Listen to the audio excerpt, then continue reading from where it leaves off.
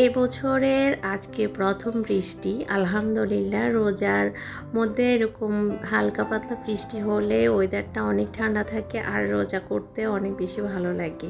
আসসালামু আলাইকুম, welcome back to my channel. আমি বাংলাদেশি ব্লগার মম পপি বলছি, ব্যস্ততম শহর ঢাকা থেকে। কেমন আছেন আপনারা সবাই? আশা করি আমার প্রিয় ভাই বোন, আন্টি আঙ্কেল যারা এই মুহূর্তে আমার ভিডিওটি দেখছেন, আশা করি সবাই অনেক ভালো আছেন। আলহামদুলিল্লাহ, আমি আপনাদের দয়ায় বেশ ভালো আছি। কাছে দূরে যে যেখান থেকে আমার ভিডিও দেখছেন সবাইকে মাহে রমজানের অনেক অনেক শুভেচ্ছা জানিয়ে আজকের ব্লগটি আমি শুরু করেছি। এই ব্লগটি ছিল যেদিন ফার্স্ট ঢাকাতে বৃষ্টি হয়েছে। অত বেশি বৃষ্টি হয়নি, আর ঝিরিঝিরি বৃষ্টি হয়েছে, কিন্তু ভালো ঠান্ডা বাতাস বইছে। এই 3-4 দিন মোটামুটি ওয়েদারটা অনেক ঠান্ডা। তো সেই দিনের ভিডিও ছিল, আমি এডিট করে রেখেছিলাম, কিন্তু ভয়েস দিতে পারিনি ব্যস্ততার কারণে। এখন রোজা প্রায় শেষের দিকে, একটু ব্যস্ততাও বেড়েছে। বাড়ি যাওয়ার প্রস্তুতি, কিছু শপিং রয়ে গেছে, সেগুলো করছি, এই কারণে ভিডিও দিতে পারছি না। সন্ধ্যার পরে আমি সব সময় আপনাদের সাথে ভিডিও শেয়ার করি, তো সন্ধ্যার পরে আমার এই কয়দিন বের হতে হয়েছে, এজন্য আমি ভিডিও দিতেও পারি না ঠিকঠাক মতো, আর কোনো আপুর ভিডিও আমি দেখতে পারছি না। তো আমার মতো সবাই হয়তো বা এখন ব্যস্ত সময় পার করছে, বাড়ি অনেকেই চলে যাচ্ছে বা যাওয়ার প্রস্তুতি নিচ্ছে, এ আর কি, আমারও সেরকম।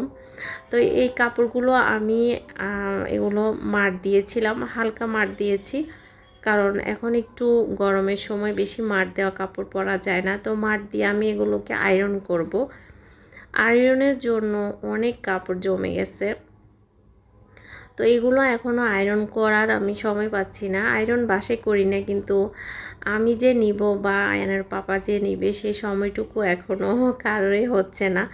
এদিক সেদিক করে কোন ফাঁকে যে সময় চলে যাচ্ছে বুঝতেই পারি নাই। তো এই সব কাপড় আমি ধুয়ে মাঠ দিয়ে রেখেছি, এগুলো আয়রন করতে হবে। বাড়ি যাওয়ার সময় কিছু কাপড় নিয়ে যাব, যেহেতু আয়নকে নিয়ে এখন স্কুলে যাই। আমার তো প্রতিদিনে বের হতে হয়, আর অনেক কাপড় লাগে, সপ্তাহের মধ্যে অনেক কাপড় ধোয়া লাগে, আয়রন করা, মার দেওয়া, অনেক ভেজাল। তো বাড়ি থেকে আসার পরে তো সে আবার ব্যস্ততা শুরু হয়ে যাবে। তো বাড়ি থেকে আসার পরে যাতে একটু ফ্রি থাকতে পারি, 2-1 দিন রেস্ট নিতে পারি, এর জন্য আগে ভাগে কাজগুলো আমি শেষ করে রাখছি। আমার কিছু জিনিসপত্র গুছিয়ে রাখছি, আয়ানের ড্রেস, তারপরে জুতা, এই সব কিছু আমিও আয়রন করে পরিষ্কার করে সব কিছু গুছিয়ে পরিপাটি করে যাব, যাতে আমার আর কষ্ট না হয়।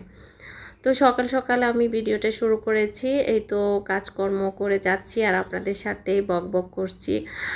হয়তো বা আমার এই বকবকানিটা আপনাদের কাছে ভালো নাও লাগতে পারে, অনেক আপুদের কাছে হয়তো বা ভালো লাগতে পারে, যারা আমার মতো বেশি কথা বলে তাদের কাছে হয়তো বা আজকের আমার এই ভিডিওটি ভালো লাগবে।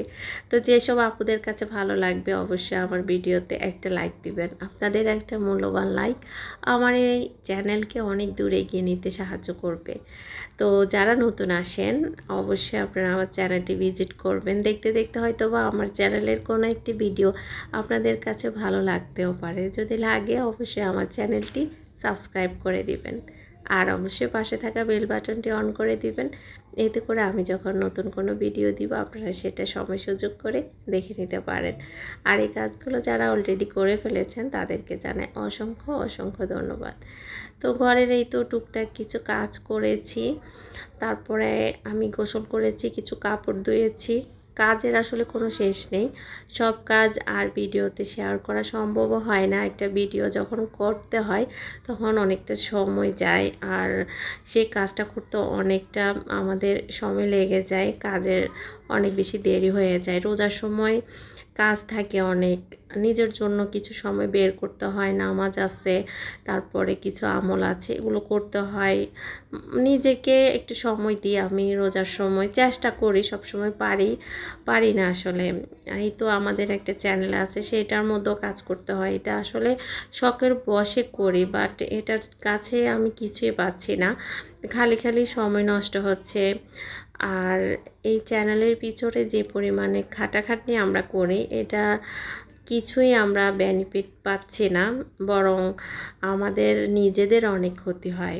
নিজেদের কাজকর্মের নিজেকে সময় দিতে পারি না, এটার পিছনে অনেক সময় আমাদের ব্যয় করতে হয়।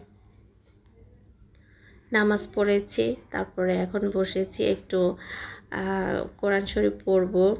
তো আজকে আম্মা পড়তেছে কোরআন শরীফের জন্য আমি একটু ওজিফাটা নিয়েছি, সূরা ইয়াসিনটা আজকে পড়ব। তারপরে নামাজ শেষ করে এখন চলে এসেছি দুপুরে আয়ানের জন্য খাবার রেডি করব। ওকে একটু ডিম ভেজে আজকে ভাত খাওয়াবো। আর এখানে আমি হাঁসের মাংসটা বসিয়ে দিয়েছি অফ ক্যামেরায়। আমি হাঁসের মাংস বসিয়ে দিয়ে তারপর আমি নামাজ পড়তে গিয়েছিলাম।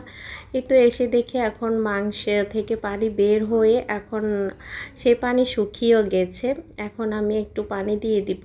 এই হাঁসটা ভালোই শক্ত, অনেক পোক্ত একটা হাঁস। এটা অনেক কষিয়ে রান্না করতে হয়, অনেক পানি দিয়ে তারপরে সিদ্ধ হয়। তো আমি এখন ভালো মতো কষিয়ে নিয়েছি, তারপর আবারও একটু পানি দিয়ে আমি আবারও একটু রান্না করব। তারপর আবারও লাস্টে আমি ঝোলের পানি দিব আর কি। আর এখানে আমি কিছু মুরগির মাংস নিয়ে একটু ম্যারিনেট করে নিয়েছি চিকেন ফ্রাই করার জন্য। আর এখানে এখন পরিমাণে পানি দিয়েছি, অল্প পরিমাণে। এই পানিটা দিয়ে আবারও মাংসটা আমি কষিয়ে নিব। এভাবে করে 2-3 বার করে আমি পানি দিয়ে এই মাংসটা রান্না করব, না হলে সিদ্ধই হবে না।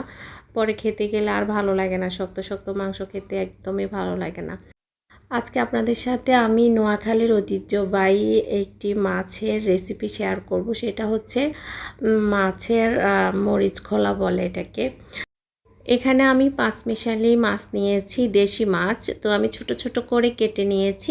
আর এখন আমি মাছগুলোর সাথে বেশি করে পেঁয়াজ দিয়ে দিয়েছি, প্রায় 2 কাপের মতো। এই মাছের সাথে বেশি পেঁয়াজ দিতে হয়, তাহলে টেস্টটা অনেক ভালো আসে। আর 2 চামচ দিয়েছি মরিচের গুঁড়ো। আপনারা চাইলে বাটা মরিচ ব্যবহার করতে পারেন, বাটা মরিচটা দিলে টেস্ট অনেক ভালো আসে। আর 2 চামচ রসুন বাটা দিয়েছি, লবণ দিয়েছি। কোনো হলুদের গুঁড়ো আমি এটার সাথে অ্যাড করিনি, এবং এই হলুদের গুঁড়ো এই মাছের মরিচ খোলার সাথে কিন্তু অ্যাড করে না। তো আমি এখন এই মাছের সাথে সরিষার তেল ব্যবহার করব। অবশ্যই সরিষার তেল দিয়ে এই মাছটা রান্না করবেন, তাহলে খেতে ভীষণ মজা হয়। আমি ভালো মতো হাতের মাধ্যমে এই মাছগুলোকে ভালো মতো মেখে নিয়েছি অনেকক্ষণ যাবৎ, প্রায় 10 মিনিট মেখে নিয়েছি। দেখবেন মাখার পরে একটু পানি বের হয়। এই পানির সাথে আর কোনো পানি অ্যাড করব না, এটা দিয়ে আমার মাছটা হয়ে যাবে। তো এটা কিন্তু কলা পাতা দিয়ে করা হয়। তো যেহেতু আমার আশেপাশে কলা পাতার ব্যবস্থা নেই, তো আমি এখানে ফয়েল পেপার নিয়েছি। ফয়েল পেপারের মধ্যে আমি এখন মাছগুলো ঢেলে দিয়েছি। আপনারা দেখতেই পাচ্ছেন আমি কিভাবে এখন ফয়েল পেপারের সাহায্যে মাছটা মরিয়ে নিব। তো আমি চারপাশ থেকে ফয়েল পেপার দিয়ে মাছটা মরিয়ে নিচ্ছি।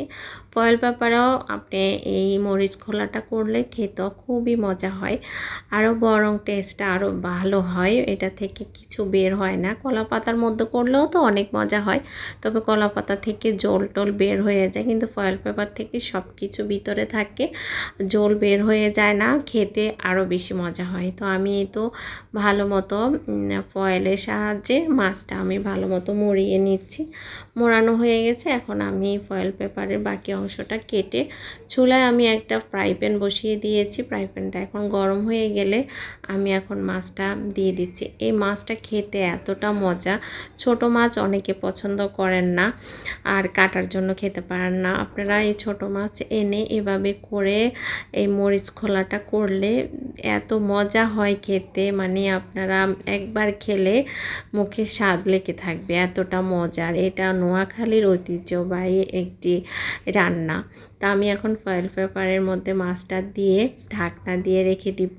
চুলার আঁচটা একদমই লো করে রেখে দিব। তো আমি প্রায় 10 মিনিট পর ফিরে এসেছি, একটু উল্টে দিয়েছিলাম অফ ক্যামেরায়। তো দেখতে পাচ্ছেন মাছটা কিন্তু আমার হয়ে এসেছে। এত সুন্দর সুঘ্রাণ বের হয়েছে, আপনারা যদি এই ঘ্রাণটা পান তাহলে কিন্তু মানে পাগল হয়ে যাবেন, এত সুন্দর একটা ঘ্রাণ বের হয়েছে। তো আমার এদিকে কিন্তু হাঁসের রান্নাটাও প্রায় হয়ে এসেছে। আমি আলু দিয়ে হাঁসের মাংসটা রান্না করে নিয়েছি। রান্না বান্না আমার হয়ে গেছে, আমার ইফতারিও প্রায় শেষের দিকে এসে আবার ক্যামেরাটা অন করে একটু ভিডিও করে নিচ্ছি। আমার ভিডিওটা যদি আপনাদের কাছে ভালো লাগে অবশ্যই আমার চ্যানেলটি ভিজিট করবেন। আশা করি আমার ছোট্ট চ্যানেলের পাশে থাকবেন। আজকে আর বাড়াবো না, এখান থেকে আপনাদের কাছ থেকে বিদায় নিয়ে নিব। নেক্সট ভিডিওতে অবশ্যই আপনারা আমার সাথে থাকবেন। নেক্সট ভিডিওতে আমি আপনাদের সাথে আমার ঈদের শপিংগুলো শেয়ার করব, কি কি শপিং করেছি অবশ্যই আপনাদের সাথে শেয়ার করব। যদি থাকেন আমার সাথে দেখতে পারবেন এবার আমার ঈদ শপিং। তো আজকে এই পর্যন্ত, আল্লাহ হাফেজ।